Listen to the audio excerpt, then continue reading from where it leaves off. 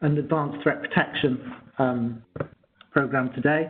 As I said, the meeting will be recorded, so that'll be available later on the BITES website as everything. We'll send out slides, etc., for anyone who can't make it today. But please use the session, and I hope that this is very useful for you. Moving swiftly on, what I'll be going through today is just to go through the welcome introductions that I've done. Go through program overview just to sort of cover where it is, and then going to look at in some detail. And this isn't really for going through in great detail on the call, but sort of looking at afterwards where we are with the ATP implementation. And I'm going to give you the detail by area and site as of the 12th of October, so last week, the latest data. So hopefully that's interesting to see how it's deploying across the country. And I'll be giving out thanks to those who are well ahead on that as well. Then after that, I'll be handing over to Steve Mathelston from Swindon CCG. Steve's the Associate Director of ICT there, and he'll be taking through his views of how they've gone forward with ATP there, which will be really interesting looking at that in the primary care estate. I then want to remind everybody of the key resources that we've got there. I'll be going through the Masters Programme, so that's the education programme for all of your ATP administrators to help them make the best use of ATP for you. We're going out on the road, so we'll be delighted to see people at our ATP live events, and I'll go through that in more detail. Remind people about the Windows 10 masterclasses that we've got here. And also, we're going to hand over to Chris Sparney from BITES, who will take you through some of the free Windows 10 deployment planning packages that are available that we'll be writing out to you later today, tomorrow about, so that you can apply for those and get some extra help and support if you need. If everybody could make sure that they keep on mute throughout the presentation, that would be great. There's a lot of people on the call and background noise is quite disrupting. So I'm just going to have to try and go back in and find out who it is that's not on mute at the moment, so that we can make sure that we cover that off. But I'll head forward for now if the noise isn't too bad. Okay. Just to quickly remind people, this is what we're putting in place. Windows 10 across the estate. The ATP element is a really new component of that, where everyone's sharing an instance of that, and it's looked at and it's there for your own organisations to use as a second line of defence.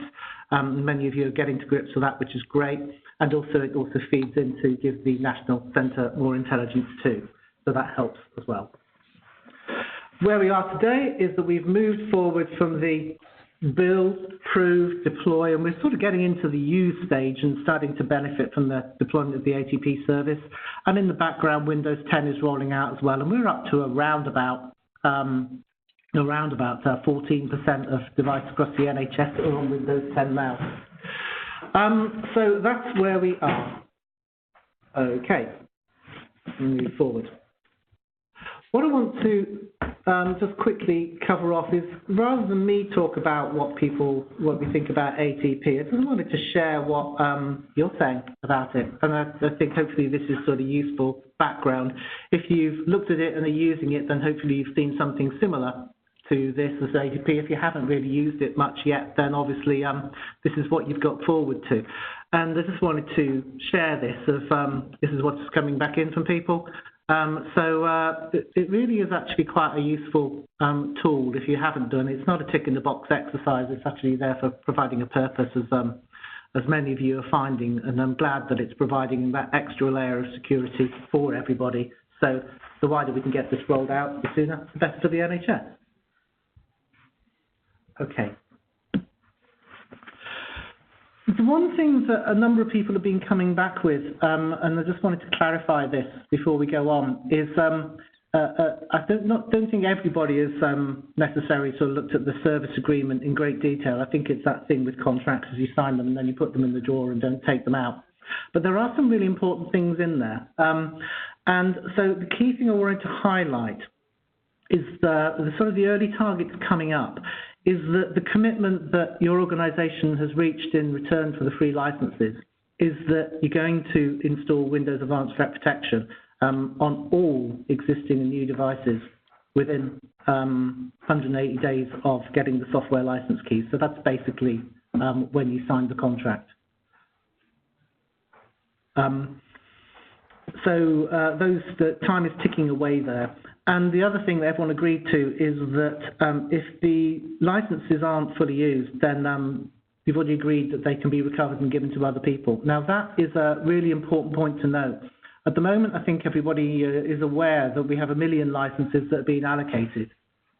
And we also have about 350,000 devices worth of people wishing to get licenses. Now, the problem that this gives us is without ATP fully deployed, I can't demonstrate to DH and Cabinet Office that they should be investing yet more money in more licenses if we haven't deployed the first lot. And so that's giving us sort of double pressure on the importance of using the licenses, not just to deploy and protect the NHS, but also to allow others to join the program so that they can be protected as well, and then everyone can install Windows 7. So if I can implore everybody to focus on rolling out Windows Defender ATP across your estate as soon as possible, that'd be really, really helpful. Many of you are, and those of you who are doing it, I think Bradford managed to roll it out across most of their 5,000 estate within a matter of a week. So this isn't onerous, it's not difficult, but it does provide the double whammy of providing cybersecurity and demonstrating to DH and Cabinet Office that we can manage programs effectively here. So please do take that commitment seriously, because we will be taking it seriously at this end as well. So I suppose my key messages for the month are please deploy ATP fully. We did have a restricted rollout over the summer to allow people to get used to it while Microsoft fixed a couple of the bugs with it. It's fine to deploy, it works. Many have already widely or completely deployed ATP, as we'll see in a minute. Include all of the devices within the estate on that, Windows 7, 8 and 10, 1703 above. Stick to the terms in the agreement. And then the other key things to move on to the more positive is we've set up the ATP Masters program, which I'll be talking about shortly, from the 30th of October.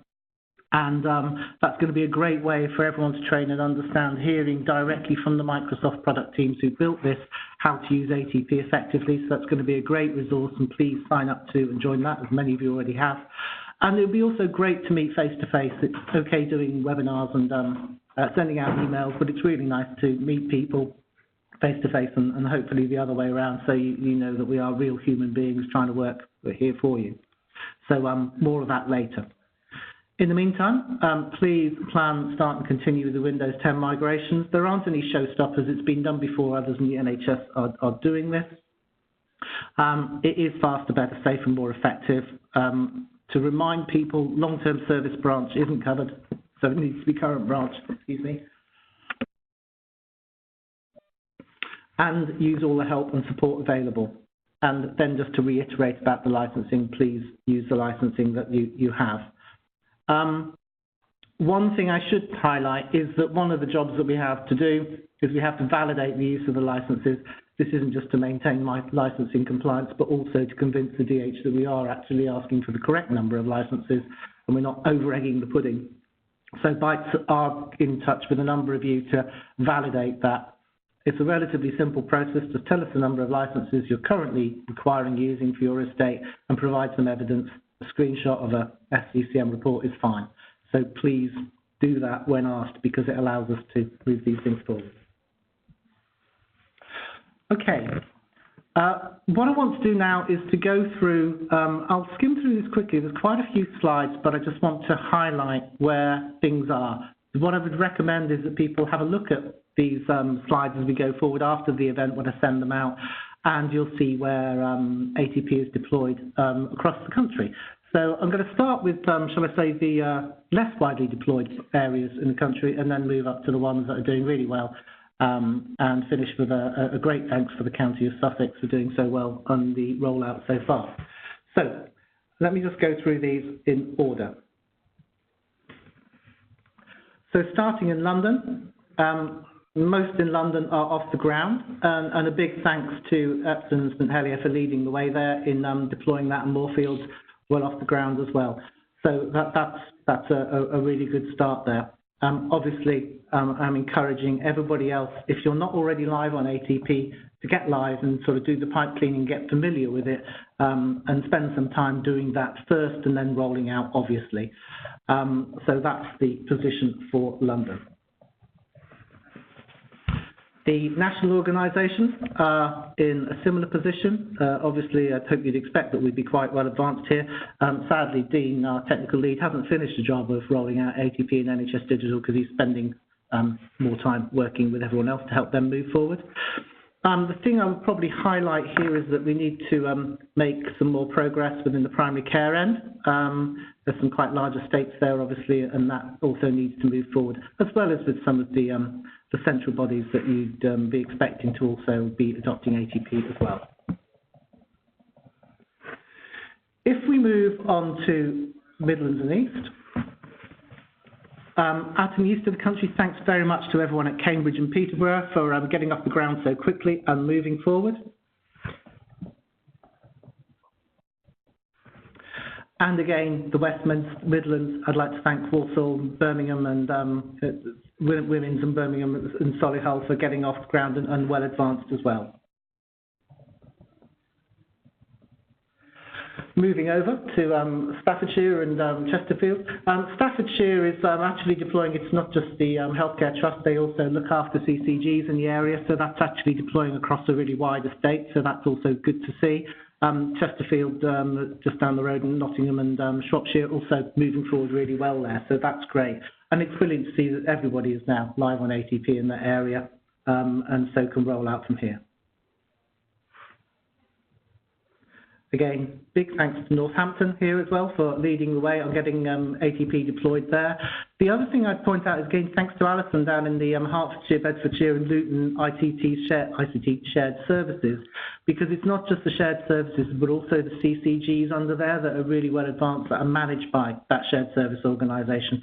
So that's the CCGs you see there are also moving forward really quickly, so that's absolutely great too. So thanks very much, Alison, for proving that it can be done in primary care, so that's great. Moving north. Again, great thanks to Leanne in Alderhay and the team, and Jed and the team at Countess of Chester. The Alderhay Estates is predominantly Windows 7, in fact almost all Windows 7, so that's a big deployment there in the more complicated areas, so that's absolutely fantastic. Again, a few more people to come on there in that area to get the Cheshire and Merseyside area up to speed. Greater Manchester, off and away. Greater Manchester Mental Health Trust is a full Windows 10 estate, fully deployed. Bridgewater, thanks very much for moving forward there. Bury CCG, Bont CCG, the Greater Manchester Shared Services for Primary Care are off the ground and running, and that's good to see, and they look after all the CCGs in Manchester, so working that through in turn. And one of the largest trusts in the country, Manchester University, up and running as well, which is great. Looking on Yorkshire and the Humber, Bradford, again, reiterate their great work, James Townend there, basically deployed across that estate in a week. So that just shows how it can be done, which is great. And good to see sort of Yorkshire Ambulance Service moving forward there in sort of the emergency care side of the spectrum. Up to Cumbria and the North East, again, really good progress there. 20% of the whole of the North East and Cumbria is now live on ATP, which is fantastic, and that's actually where we would hope that everyone would be at this point in the programme. Over to Lancashire, again, Blackpool, we've heard from on this call, well ahead there, in fact, fully deployed across the piece. Just to reiterate, the way that things are counted on ATP here, so you'll see that there's more live devices live on ATP than being declared. That's because Blackpool have grown a little bit since we actually started. Moving on to the south, nearly there, nearly finished on this run through. Again, thanks to Simon Batt down in Taunton for showing what you can do with well-configured SCCM and rolling out across Taunton and Somerset so quickly. Again, other areas are live on there and moving forward, so that's great too. Moving into the south central area, again, Oxford, Berkshire, Avon Wilton, the Mental Health Partnership Trust, and together all moving forward really quickly, and great to see Swindon CCG are off the lines. We'll be hearing from Steve Mathelston later as to how they're moving things forward there, so we'll pass over to Steve on that one. Wessex, thanks to Aid Byrne and the team down there in University Hospital Southampton, again, showing it can be done, moving forward, and everyone else following suit, which is, again, excellent. 28% of the estate in the Wessex area is now live. And our top of the leaderboard here on Strictly ATP today is the South East. 46% of their devices across the area are all live. All of the Sussex trusts are actually really well ahead. So that's great to see and showing it could be done. Okay. At this point, what I'd like to do is hand over to Steve Mattleston from Swindon CCG. Steve, are you able to take yourself off mute there? Yeah, hi. Hopefully you should be able to hear me, Peter. I can hear you absolutely perfectly well, and thanks so much for taking the time to join us today. I'll hand over to you. You just tell us when you want us to advance the slides, and then we'll take it from there. So over to you, Okay. Steve. Tell us the Swindon story. Okay, thanks, Peter, and thanks for having me on to talk. If you want to pop to the first slide. What I really wanted to share is that some of our experiences of ATP in Swindon, and we're kind of doing it in two tranches. We have responsibility for the CCG network, which we have deployed almost all machines now within the CCG. We've got just over 100 machines. We have an SCCM environment, so for us to onboard all our Windows 10 machines, it was very, very easy. We're almost at the end of a migration for the CCG onto Windows 10, so we decided for the CCG not to onboard Windows 7 because we're a few weeks away from being completely Windows 10 anyway, so it just didn't make sense to test it on there. And we've picked up some really useful things in our experiences using it on the CCG over the last few months. The first thing was the secure score that got released a few weeks ago. That was really, really useful because we actually noticed very quickly with that our SCCM patching service had failed, which we wouldn't have necessarily picked up as quickly.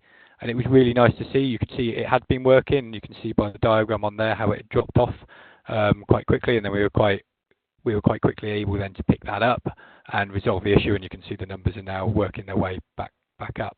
Can you switch to the next slide, Peter? We've also found we can use ATP to check BitLocker status, so I can now run a report on all our onboarded machines to see any unencrypted machines across all our onboarded devices, which is really, really useful, especially when you've got our laptops that are sort of out and about.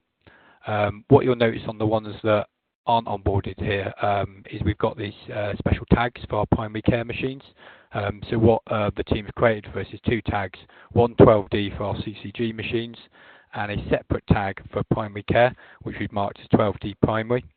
And that's been really useful because we can now separate the CCG network from that of primary care, and we're just doing some testing with primary care machines at the moment. Could you pop to the next slide, Peter? One of the most useful things we've had so far on the alert is we had one of these fake phishing PDFs that was sent to someone where they're asking you to pay a fraudulent organisation some money, and I thought it was useful just to show some screenshots of actually how that was picked up. So straight away we got an email from ATP because we can configure the alerts. It told us that using its Office 365 evaluation, it had found a file that is suspected to be suspicious or potentially malicious, and then automatically it started an automatic investigation which threw a full virus check at the machine to find that actually there was nothing virus-wise with the PDF, but it was just it was a malicious phishing attack. And within a few minutes of it arriving, we had the email. We were able to walk round to the user's desk and say, "Have you had anything strange?" And they went, "Oh yes, I've had this PDF that I've just opened." And we were able to get them to delete the PDF instantly, and we knew from ATP that it hadn't spread any further around the CCG, and no one else was getting it. And that was really, really important for us because sometimes you get these malicious PDFs that are then going to be sent to lots of other people, but we knew that it had been an isolated incident to two people within minutes of it happening. Do I flip to the next slide, Peter? In terms of GPIT, we have just had a proposal agreed from NHS England to bring GPIT infrastructure within the CCG and move away from the CSU. So we're now quite rapidly looking to form how we're going to deliver GPIT going forward, and really looking to use ATP at the core of that. If you could switch to the next slide, Peter. So this is what we're aiming to do with GPIT in conjunction with HSCN and the Windows 10 build. And we are going to build, well, we already have, and we're testing it, a single domain that's hosted within Microsoft Azure's, and then use our HSCN provider to create a primary care coin. And then at each practice, ATP will be installed on all the devices, and that's going to be our primary security mechanism for that network. And it also is going to tick a lot of the data protection toolkit requirements as well, because it gives us the ability to remotely isolate any of the machines should we need to. One slight issue at the moment with ATP that I know the team are working on is where we are managing multiple networks.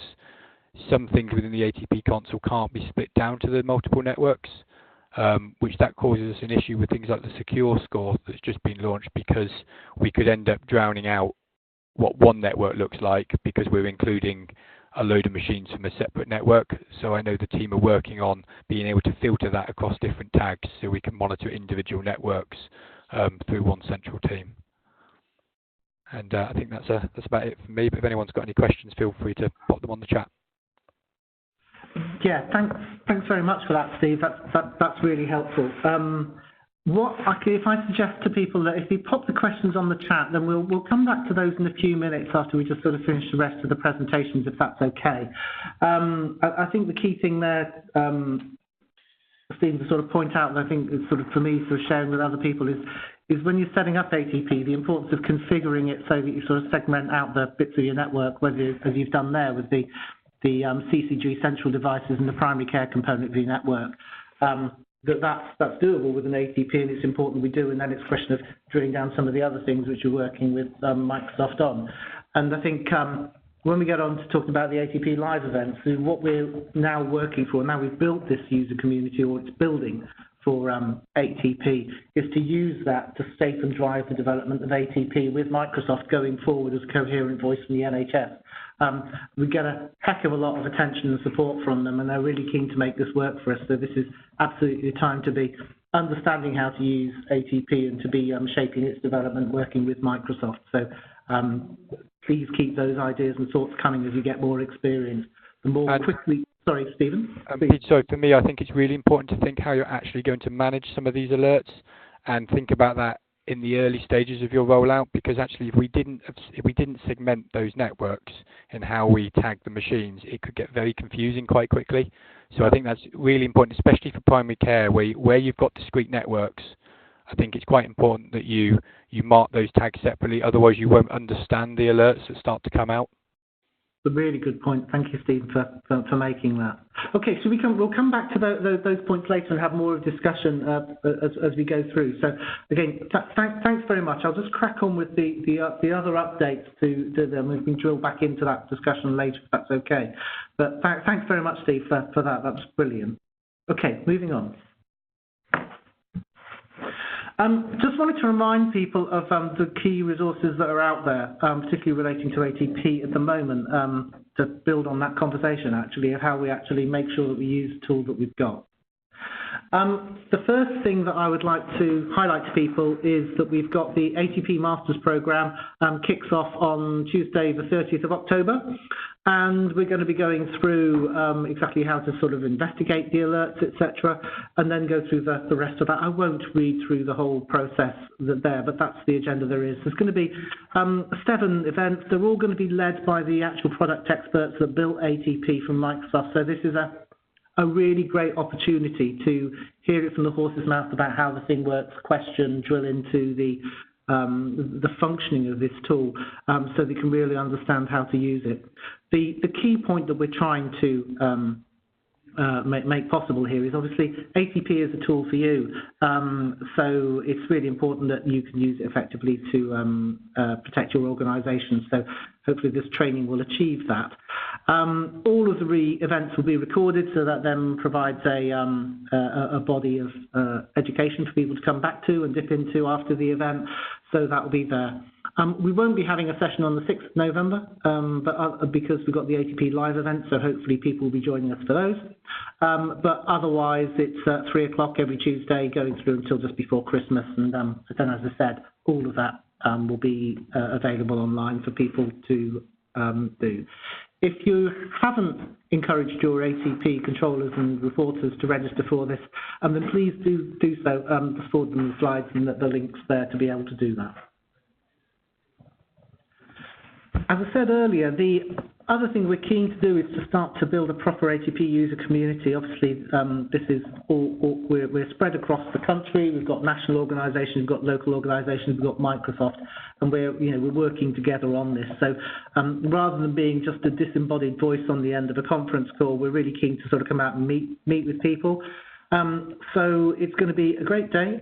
We've got the senior management of the Cybersecurity Centre coming out and explaining how we're running cybersecurity overall, and ATP fits with that. The Microsoft experts who built and developed ATP will be going through some of the ways of using this into more detail through threat intelligence, advanced hunting, etc. So that's a really great opportunity to, again, work with the real team from Israel who's built this. We're going to be going through what's coming up on ATP, the future releases, and then we're also sort of moving the user group work forward to start to coordinate and shape the global direction of ATP. As I say, we've got a great voice here in the NHS and we're being listened to, so let's use that. There's 3 locations. You only need to go to one of them, whichever is most convenient and nearest to you. I'd suggest that this is appropriate for your lead ATP controller person or the primary contact for this to go to. We've got plenty of space that we've booked in, so I should be able to take everybody, so please do come along. And of course it's absolutely free, so please do take that opportunity to sort of join us, and it'd be absolutely fantastic to meet you and your teams. And again, the registration link is there for people to come along. Moving away from ATP to Windows more broadly, I think we had a massive attendance for the Windows Analytics call, masterclass call the other week. Just a reminder for anyone that that the rest of the programme carries on every 2 weeks going forward.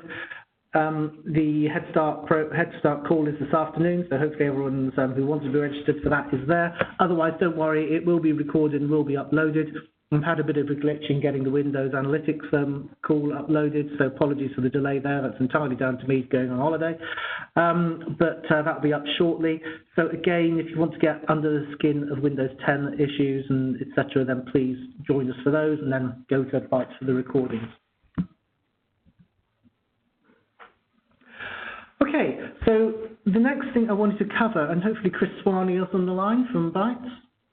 Yeah, should be. Excellent, Chris, I can hear you loud and clear. I just wanted to say that as well as these things, we've actually got some other help and support free consultancy packages available to help you with your design deployment planning for Windows 10.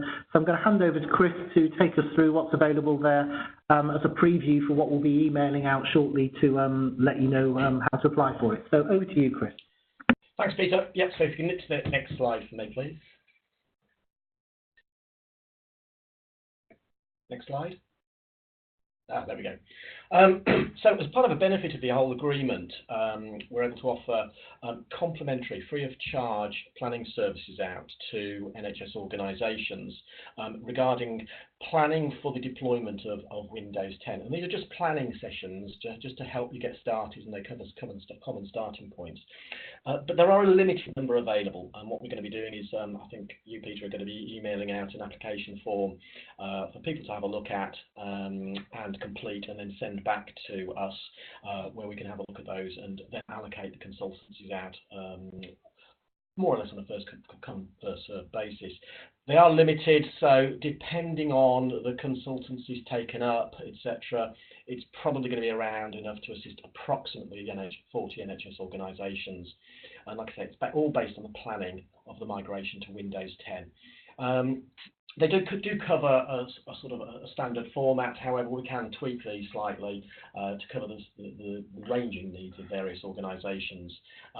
There is a commitment, not only from Bytes and our service partners, but also from local NHS organisations themselves. Typically take between 3 to 5 days to complete. So just be aware of that when you're filling out your application, but they are a valuable start for you.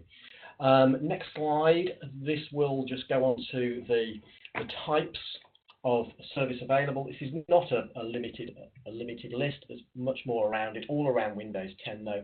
But like I say, they do cover common starting points for people who are unsure where to go and what to start with when it looks at Windows 10.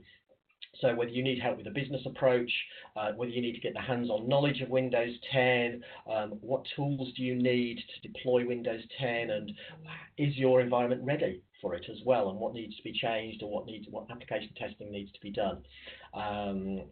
It's all about building the plan.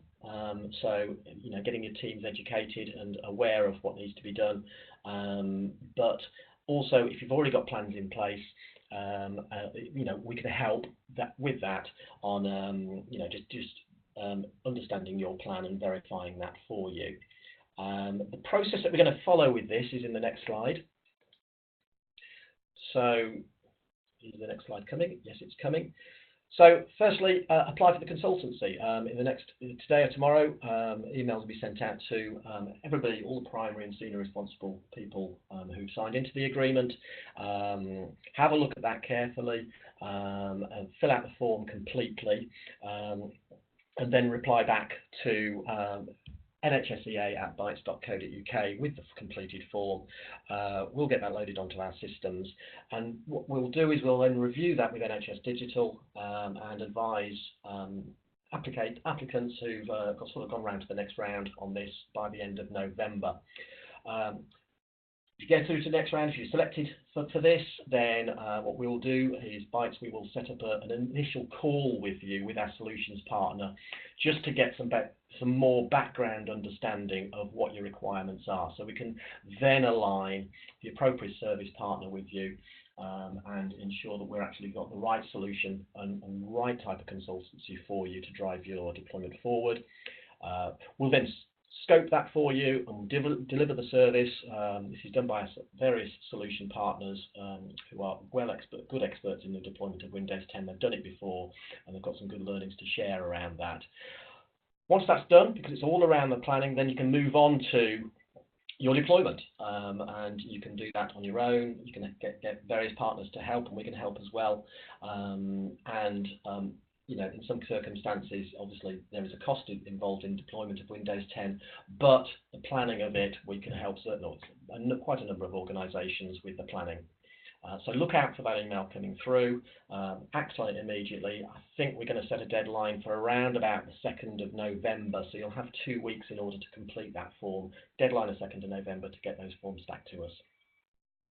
And I think that's me. Thanks very much, Chris, and apologies I hadn't checked the slide to make sure that the last one all fitted on there, but it does when it's sent out, so thank you very much for going through that. So just to recap, we'll be sending out an email to the Windows 10 mailbox, which will include the application process, so that you'll then be able to fill that in, send it back.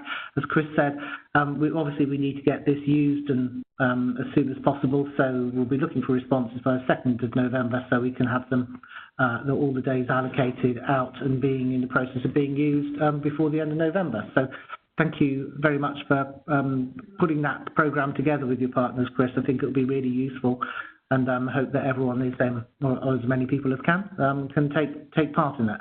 So thanks very much. Okay, just want to finish with a couple of reminders of where the other help is. So anyone who's needing still to onboard to ATP, there's the implementation guide. If you haven't got it, just email us at the feedback address, and that's where we can help people as well. The training module, again, is basic training of how to get live, is on the Bytes site already, so please have a look at that. We're still holding our weekly drop-in calls, so every Tuesday, 1 till 2, any problems or issues, turn up and we'll try and resolve those for you. The ATP Masters Programme, so that's the formal training for all your ATP controllers, it's been open for booking for a while, but it'll start on the 30th of October, so please book onto that for your controllers and reporters. As I said, we'd love to see you at the ATP live events. As I said, we have got plenty of space, but it is actually limited, and it's booking up quickly. So hopefully we can get everyone in that wants to. The portal is now live, so changes for the administrator can be just done on the NHS Network portal. And any other questions, concerns about ATP, just come through to the mailbox and we'll deal with it as quickly as possible.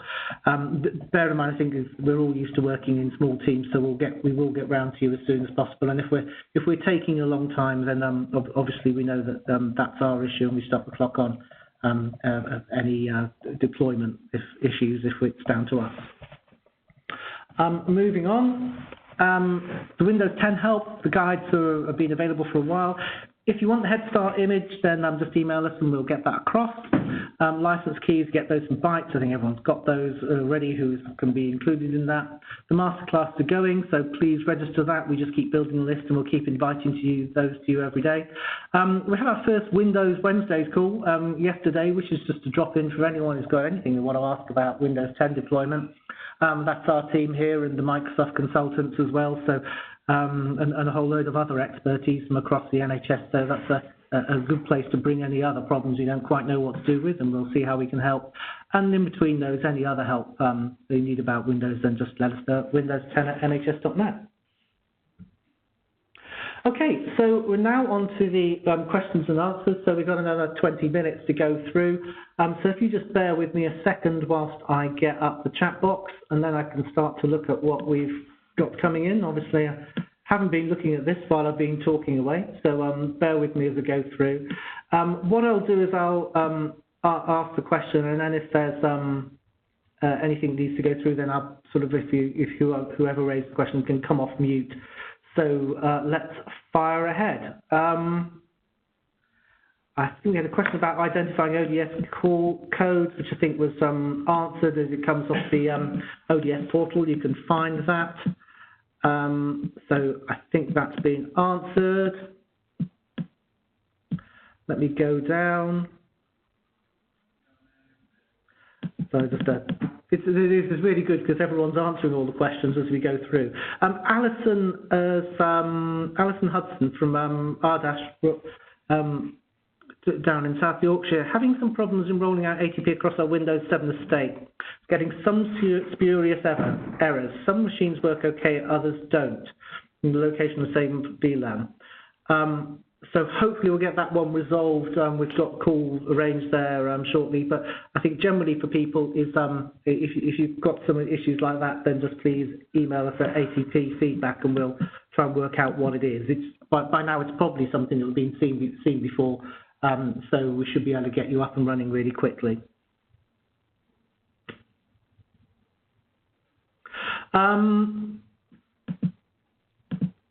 I'm going to go, there's a question that Matt asked us privately, but I'm going to read it out because it sort of relates to people who haven't got licenses from the first tranche. And sort of Matt's wanting to, they're involved in the enterprise threat detection project of last year, which was an after the event service, but can't roll out an ATP because they're not part of the original first million licenses.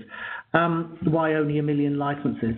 Okay, the answer to that is that the problem with large enterprise-wide deals in the NHS, and having run one before, is that you can only buy, let's just put it this way, you have to buy the right number of licenses for the estate. And when we started this, nobody actually knows the correct size of the NHS device estate. By everybody signing up to the program, we now know that the answer is 1.35 million. And at the time, we knew it was above 1 million, but we didn't know how much. If you buy too many, you can't give them back, and it's just wasted public money. Also, there's no guarantee that everyone is going to want to sign up to the terms of the agreement, which went through earlier. So you can't assume that everyone in the NHS will come in. And then you have to sort of have all the management process in place. So we knew that we would be able to sort of do the first 1 million, so that's why we bought that. We've now got the business case in process up through Cabinet Office because it's a large amount of money to get the additional licenses. And as I said earlier, we need to make sure that we're using the licenses that we've already got to be able to get more. I'm hopeful that we will get an approval to spend more money on this to get the additional licenses to allow everybody that wants to play within the next month or so. It is a long and tortuous process, particularly when money is tight and we have to be able to demonstrate that any money that we do get and licenses are going to absolutely be put to good use. They're all going to be deployed really quickly, and the value of them is going to be extracted. So that's why we're in that position. I'm really hoping that we can get that unblocked really soon, but I do appeal to everybody on the call to help us get these licenses used, deployed, ATP rolled out, because it really does strengthen the case to get the licenses for everyone else who wants to join. But we will get that done as quickly as possible. There's a question from Malcolm Mabbott about Windows 7 security support updates can be extended per annum until 2023 at a cost. We need to look at what we do about support for Windows 7 post-January 2020. In the past, I think as everyone knows, there's been a central arrangement for XP, which ran for 4 years to give ongoing support. We're not going to be doing it the same way going forward. Everybody should be planning to migrate and be off Windows 7 by around about the sort of January support date, because that's why we've given the free licenses out. I think if we are forced into having a ongoing support date, then we'll be finding a mechanism of charging that back to those that require it this time. So it's on the it's on the agenda, but we'll come back to that later. Another one from Michael, waiting for licenses. Can you deploy Windows 10 the relicense when the NHS license is available? You can use Pro, or I think I might come back to Chris to go through the detail and licensing on this one. So Chris, come in if I say something wrong here.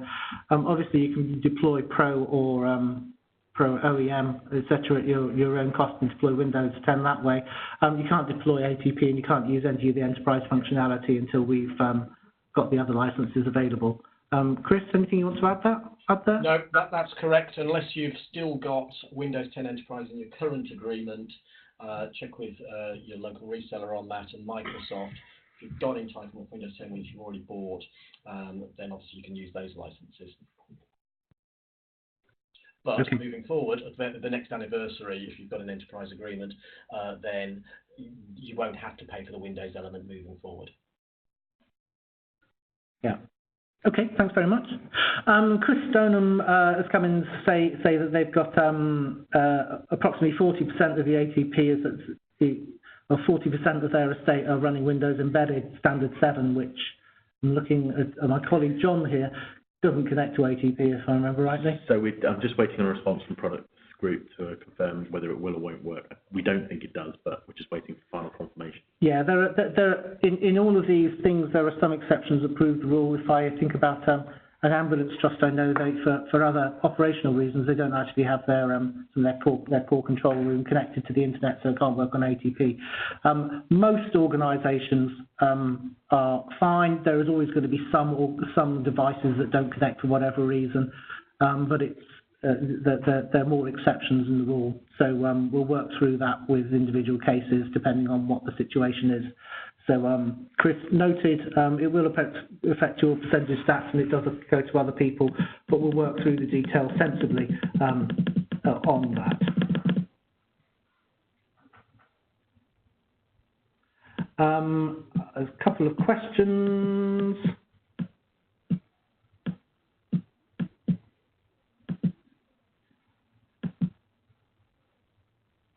I think Chris has it's sometimes difficult to pick out the conversations that are resolved from the questions that are outstanding. So I'm going to move to Barry Carr's question, where the log files to Microsoft Monitoring Agent, APP.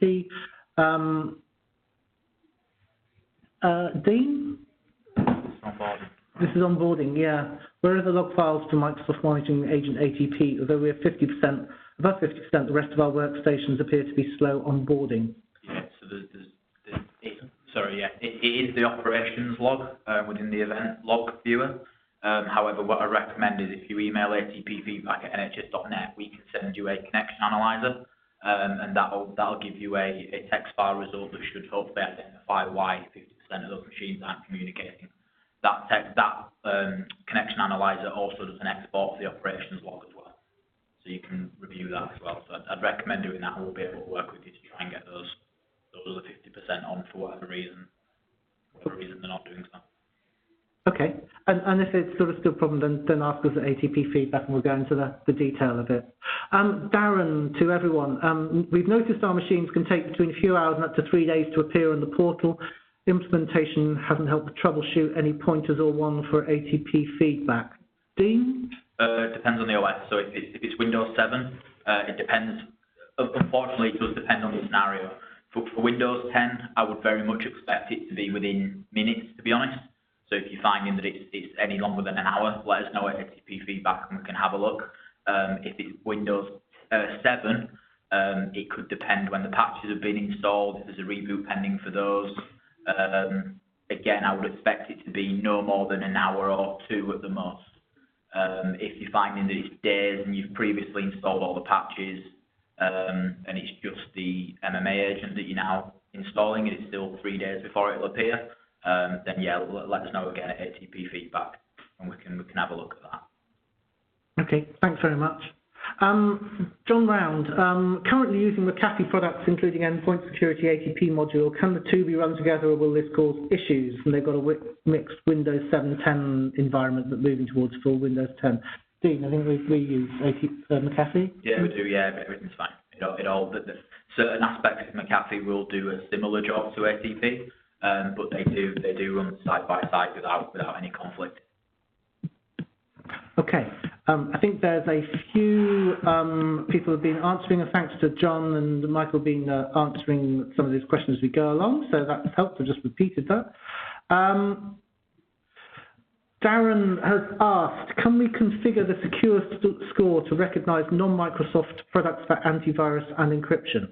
No, unfortunately not. It's a big part of that is unfortunately the vendors understandably don't necessarily want to work with Microsoft on opening up those APIs. I do know Microsoft are continuously trying to work with certain third-party organisations because they're open to that idea.